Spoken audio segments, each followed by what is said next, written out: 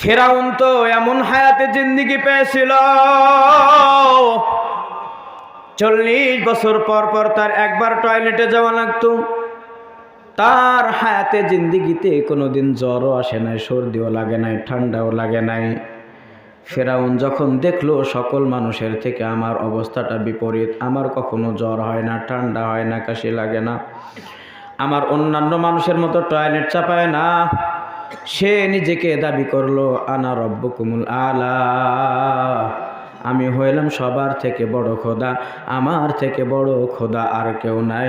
জোরে জোরে আওয়াজ দিয়ে বলেন নাউজুবিল্লাহ। এ বলেন তো আমাদের খোদার নাম কি? আওয়াজ দিয়ে বলেন আমাদের খোদার নাম কি? আমাদের খোদা, আমাদের রবের নাম হলো আল্লাহ। আল্লাহু আহাদ, আল্লাহুস সামাদ, লাম ইয়ালিদ ওয়া লাম ইউলাদ ওয়া লাম ইয়াকুল লাহু কুফুয়ান আহাদ।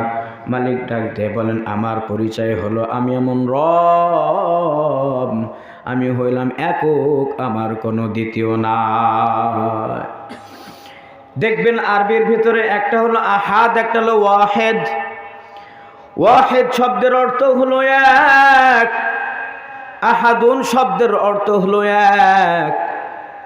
কিন্তু কোরআনুল কারীমের মধ্যে আল্লাহ তাআলা আহাদ শব্দ আনলেন কেন? আহাদ শব্দ এমন এক যার দ্বিতীয় নাই, আর ওয়াহিদ শব্দের অর্থ হলো এমন এক যার দ্বিতীয় রয়েছে। তার মানে দেখবেন আপনার একজন বন্ধু মোটর সাইকেলের শোরুমে গেছে, একটা গাড়ি আনছে, আপনি বললেন বন্ধু তোমার গাড়িটা আমার কাছে বড় চমৎকার লাগছে, ভালো লাগছে, আমিও একটা গাড়ি কিনবো, তবে কিনবো তোমার মতোই কিনবো।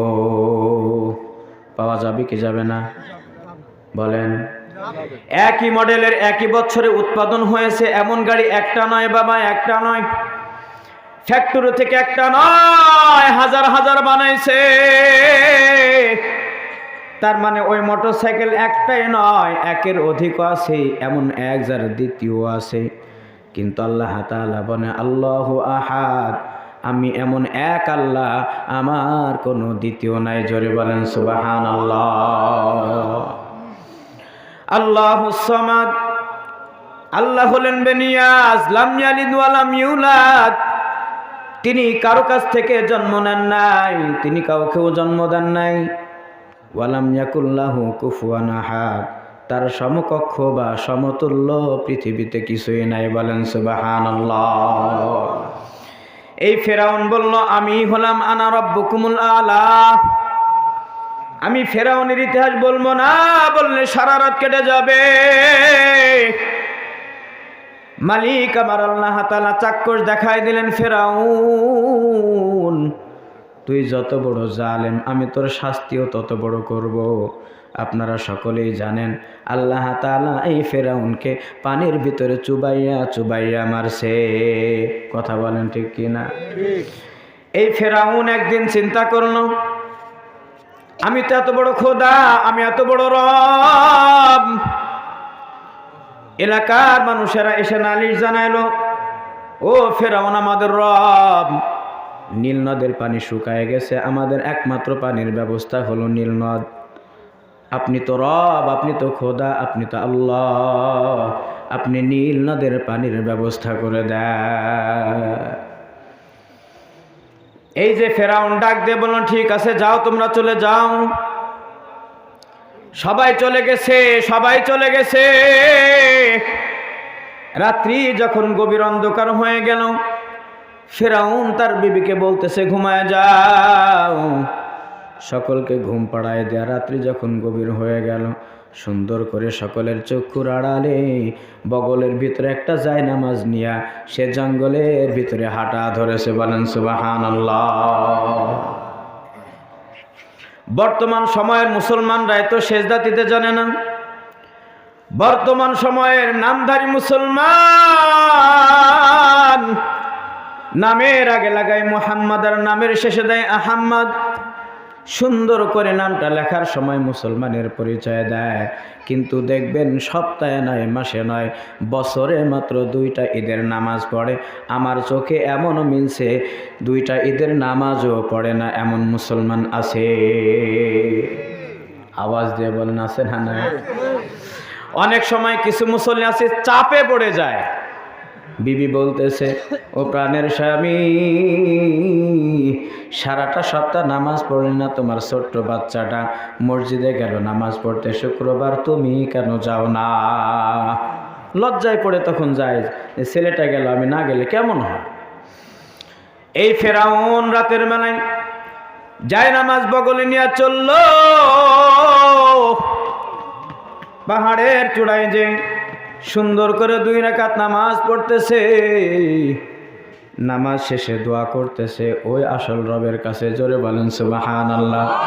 কারণ ফেরাউন নিজেও জানে আমি মুখের জোরে, গায়ের জোরে, ক্ষমতার জোরে বলতেছে আমি আল্লাহ, কিন্তু মূলত আমি আল্লাহ নয়, আমার উপরে যিনি আছেন তিনি হলেন আল্লাহ। জোরে বলেন আল্লাহু আকবার। তিনি ডাক দিয়ে বলতেছে, আল্লাহ, আমি তো দুনিয়ার হায়াতে একটু মান আর ইজ্জত সম্মান পাওয়ার জন্য আমি নিজেকে রব বলে দাবি করেছি।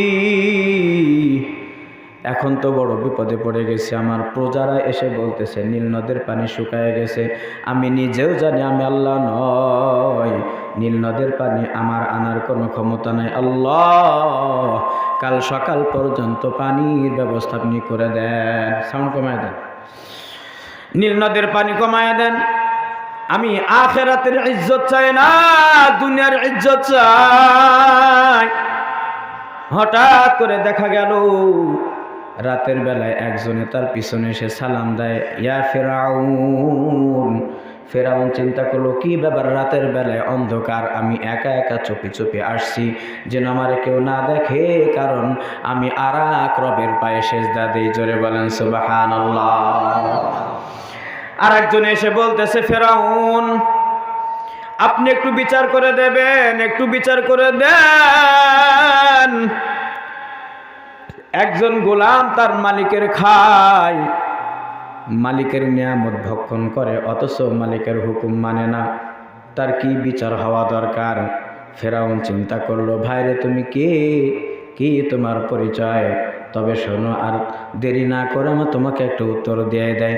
যদি এমন মানুষ হয় কেউ মালিকের খায়, মালিকের গোলামি করে না, এই লোকটার শাস্তি হবে নীল নদের মধ্যে চুবাইয়া মারা। ওই লোকটাই ডাক দিয়ে বলতেছে, ফেরাউন আপনি যে বিচার করে দিলেন, এমন একজন অপরাধের বিচার হলো নীল নদের পানিতে চুবাইয়া মারা। আমি যদি সকালবেলায় যে এলাকার মানুষকে বলি, তারা মানবে না, তারা শুনতেও চাইবে না। আপনি একটু এই সাদা কাগজের উপরে বিচারটা লিখে আপনার একটা দস্তখত করে দেন। ফেরাউন চিন্তা করলো সবাই জানাজানির আগেই আমি ম্যানেজ করে নেই। এ বাবা দাও তোমার কাগজ।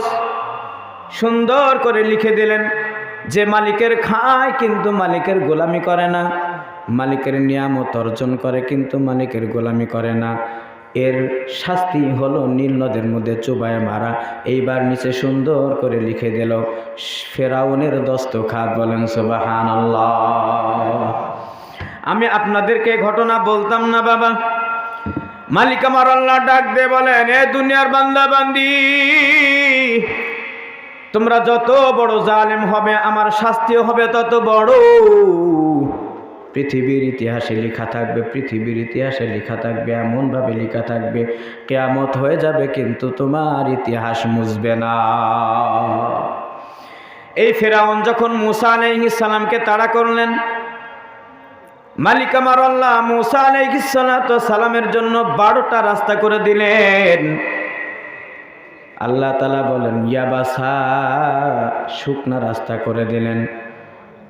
ওই যে সমুদ্রের পানি 2 দিকে বরফের মতো খাড়া হয়ে গেল, শুকনা রাস্তা বানাই দিলেন। মূসা আলাইহিস সালাম, এই এমন আওয়াজ হয় কেন? মূসা আলাইহিস সালাম তার দলবল নিয়ে চলে গেলেন। ফেরাউন তার সাথীদেরকে ডাক দিয়ে বলতেছে, দেখো আমি কত বড় খোদা, কত বড় রব। আমি ওই রাস্তার ভিতর, ওই নদীর ভিতরে রাস্তা বানাই দিলাম। জোরে জোরে বলেন নাউজুবিল্লাহ। একটা কথা আছে না, ফকিরের কেরামতি বাড়ে, ঝড়ে বক পড়ে আর ফকিরের কেরামতি বাড়ে। মালিক আমার আল্লাহ ডাক দিয়ে বলতেছেন, ফেরাউন শেষবারের মতো তুমি তোমার বড়াই করে নাও। তুমি বারবার বলো তুমি বানাইছো রাস্তা, কিন্তু রাস্তা নেমে দেখো, রাস্তায় নামার পরে যখন নদীর অর্ধ রাস্তা পার হয়েছে, আল্লাহ তাআলা বলেন, ও পানি তুমি তোমার আগের রূপে ফিরে আসো। জোরে বলেন সুবহানাল্লাহ। পানির মধ্যে ডুবে গেল, পানির মধ্যে ডুবে গেল। যখন আর উঠার কোনো সম্ভাবনা নাই, ক্বালা আমানতু বিরব্বি মূসা ওয়া হারুন। ফেরাউন তখন ডাক দিয়ে বলতেছে, রব্বি মূসা ওয়া হারুন। ও ফেরাউন, ফেরাউন ডাক দিয়ে বলতেছে, মূসা ও হারুন, তোমাদের রবের প্রতি আমানতু, আমি ঈমান আনতেছি। আল্লাহ তাআলা ডাক দিয়ে বলেন, তাই নাকি? আল আন, এখন। আল আন শব্দের অর্থ কি? মালিক আমার আল্লাহ তাআলা মুস্কি হাসি দিয়ে বলতেছে, আল আন, এখন বলতেছো আমানতু বিরব্বি মূসা ওয়া হারুন, আমি ঈমান আনতেছি মূসা আর হারুনের রবের প্রতি। ইতিপূর্বে তুমি না বলছো আনা রব্বুকুমুল আলা, তুমি না নিজেকে খোদাই দাবি করেছিলে, এখন কেন বলতেছো আমানতু বিরব্বি মূসা ওয়া হারুন? মালিক ডাক দিয়ে বলেন, আল আন, এখন, এখন। ওয়াকাদ আসাইতা ওয়া ক্বাবলা ওয়া কুনতা মিনাল মুফসিদিন। ওয়াকাদ আসাইতা ওয়া ক্বাবলা ওয়া কুনতা মিনাল মুফসিদিন। অথচ ওয়াকাদ আসাইতা, তুমি কত নাফরমানি করেছো। কথা বলেন ঠিক কি না?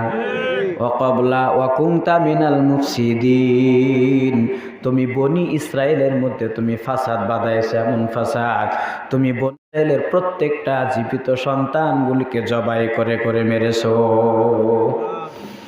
মালিক আমার আল্লাহ ডাক দিয়ে পাঠাইলেন, ওই যে লোক, যেই লোকটা ফেরাউন যেই দিন 2 রাকাত নামাজ পড়ে মালিককে বলতেছেন, আল্লাহ নীল নদের পানি শুকায় গেছে, পানি দেন। ওই সময় যেই লোকটা একটা কাগজ হাতে করে গিয়ে বলেছিল, ফেরাউন যেই লোকটা ওই মালিকের খায়, মনিবের খায়, কিন্তু মনিবের হুকুম মানে না, তার কি শাস্তি হওয়া দরকার? ফেরাউন সেই দিন লিখে দিয়েছিল তার শাস্তি হওয়া দরকার, তাকে নীল নদের পানির ভিতরে চুবায়া মারা। তার মানে গহীন রাত্রিতে যেই লোকটা তার পাশে যায় দাঁড়াইছিল, ওটা দুনিয়ার কোনো মানুষ নয়, ওইটার নাম ছিল হযরতে জিবরিল আমিন আলাইহিস সালাম। মানুষের চেহারা নিয়ে যে তার সামনে দাঁড়াইছিল, আজকে জিবরিল আমিন আলাইহিস সালাম ওই যে কাগজটা হাতে করে এনে বলতেছে, ফেরাউন আজকে তোমার কোনো ঈমান গ্রহণ করা হবে না, বরঞ্চ তোমার শাস্তি মালিক আল্লাহ তোমাকেই দান করেছে। বলেন সুবহানাল্লাহ। ফেরাউন ডাক দিয়ে বলতেছে, কেমনে হলো, ওটা কি বিষয়? বলতেছে, যেই দিন তুমি রবের পায়ে সাজদা দিয়ে রবকে ডাক দিয়ে বলেছিলে ওই নীল নদের পানির ব্যবস্থা করে দাও, ওই দিন আমি তোমার কাছে গেছিলাম, এই যে সাদা কাগজের উপরে তোমার দস্তখত, আজীবন ওই রব তোমাকে সুস্থ রাখছিলেন, কোনোদিন তোমার জ্বরও হয় নাই, কোনোদিন তোমার ঠান্ডাও লাগে নাই, কোনোদিন তুমি বিছনাগত হও নাই, তোমার কাছে কোনোদিন কোনো ডাক্তার আসার প্রয়োজন হয় নাই, তোমার 40 দিন পর পর টয়লেটে যাওয়ার প্রয়োজন হইতো। সকল নিয়ামত দান করেছিলেন কে? জোরে বলেন, এই আওয়াজ দিয়ে বলেন, নিয়ামত দান করেছিলেন কে? আওয়াজ দিয়ে বলেন, এই সমস্ত নিয়ামত দাতাকে ওই মালিক আমার আল্লাহ সব তার মুখ দিয়ে বের করে নিয়েছেন। ও ফেরাউন, সমস্ত নিয়ামত আমি দান করলাম, অথচ ইন্নাশ শিরকা লাযুলমুন আযীম, পৃথিবীর ভিতরে সব থেকে বড় জুলুম হলো আল্লাহর সঙ্গে শিরিক করা। আর ওই শিরিকটাই তুমি ফিরাউন আমার সঙ্গে করেছো। কথা বলেন ঠিক কিনা? এ আমার বাবাজিরা, পর্দার আড়ালের মা বোনেরা, মালিক আমার আল্লাহ হায়াত দান করেছেন, বড় দামি হায়াত। এই দুনিয়া আল্লাহ তাআলা পাঠিয়েছেন, এটা হলো দুনিয়ার পরীক্ষার জায়গা, এটা হলো পরীক্ষার হল। আল্লাহ তাআলা একটা সময় বেঁধে দিয়েছেন, দুনিয়ার হল।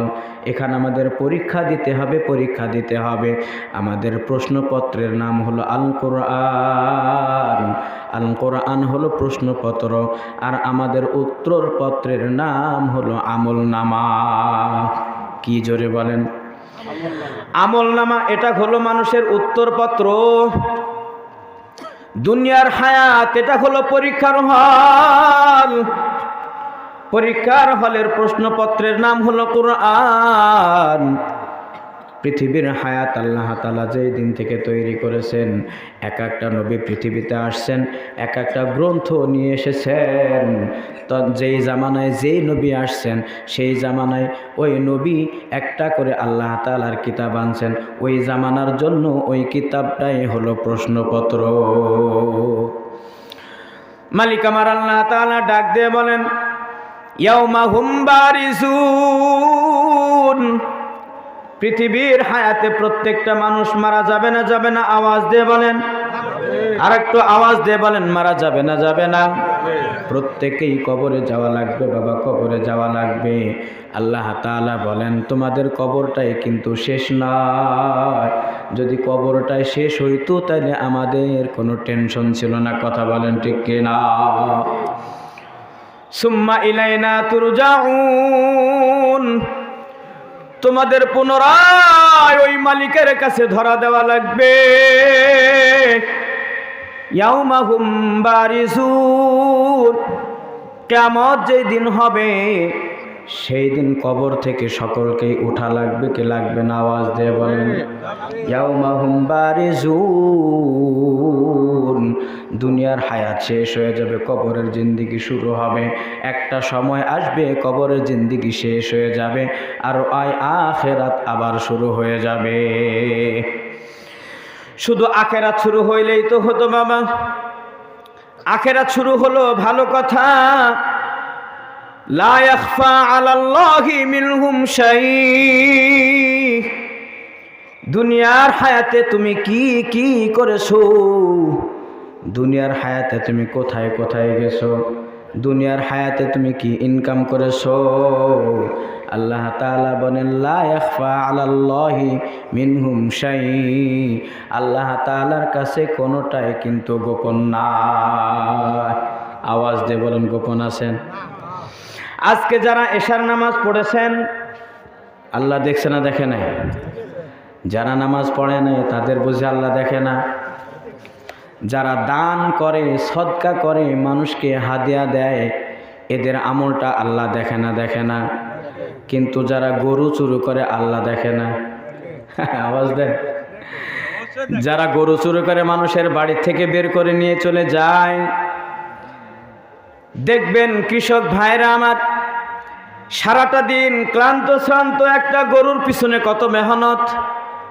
ঘাস কেটে আনা লাগে, খড়গুলি কেটে কেটে গরুকে খাওয়ায়, সুন্দর করে যত্ন করে করে যখন এই গরুটা ৮০,০০০ টাকা দামের মূল্য, ১,০০,০০০ টাকা দামের মূল্য, রাতের বেলায় বিছানায় পিঠ ঠাকাইছে, ভোরবেলায় উঠে দেখতেছে গরু না। তাহলে গরু চুরি করা, এটা তো আল্লাহ দেখে না। লা ইয়াখফা আলাল্লাহি মিনহুম শাই। মালিক ডাক দে বলতেছে, তোমাকে শুধু কবর থেকে উঠাবো না, প্রত্যেকটা জিনিস আমার কাছে গোপন নাই, সব স্পষ্ট। সব আমি কিয়ামতের ময়দানে তোমার উত্তরপত্রের মধ্যে লিখে রেখেছি। উত্তরপত্রের নাম হলো আমলনামা। কি নাম? আওয়াজ দিয়ে বলেন। সূরা কাহফের মধ্যে আছে, লা ইউগাদিরু সগীরাতাও ওয়ালা কাবীরাতান ইল্লা আহসাহা। লা ইউগাদিরু সগীরাতাও ওয়ালা কাবীরাতান ইল্লা আহসাহা। আফসোস করে মালিককে ডাক দেয়া বলবে, গুনাহগার যারা মুজরিম, লা ইউগাদিরু সাগীরাতান ওয়ালা কাবীরাতান ইল্লা আহসাহা, ছোট্ট একটা গুনাহ করেছি যেটা গুনাহই মনে করি নাই, আমার আমল নামায় দেখতেছি ওই গুনাহটাও লেখা আছে। কথা বলেন ঠিক কিনা? ইমাম সাহেব রাস্তা দিয়ে হেঁটে যাইতেছে। ইমাম সাহেব যখন 2 হাত পার হয়ে গেছে, মনে মনে শুধু বলছে, এই ইমাম সাহেবকে কিভাবে তাড়া যায়।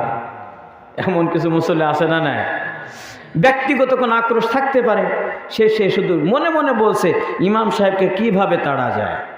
কিয়ামতের ময়দানে দেখবা আমলনামায় তার এই কথাটাও লেখা আছে। কথা বলেন ঠিক কিনা? এই আল্লাহ লিখতে পারে না? পারে না? 2টা সিসি ক্যামেরা কিরামান কাতিবিন আছে না নাই? আওয়াজ দিয়ে বলেন আছে না নাই? আহা, লা ইউগাদিরু সাগীরাতান ওয়ালা কাবীরাতান ইল্লা আহসাহা, বড় বড় গুনাহগুলি তো লেখা হবে, এমনকি যেটা মানুষ গুনাহ মনে করে না ওই গুনাহটাও তার আমলনামায় লেখা আছে।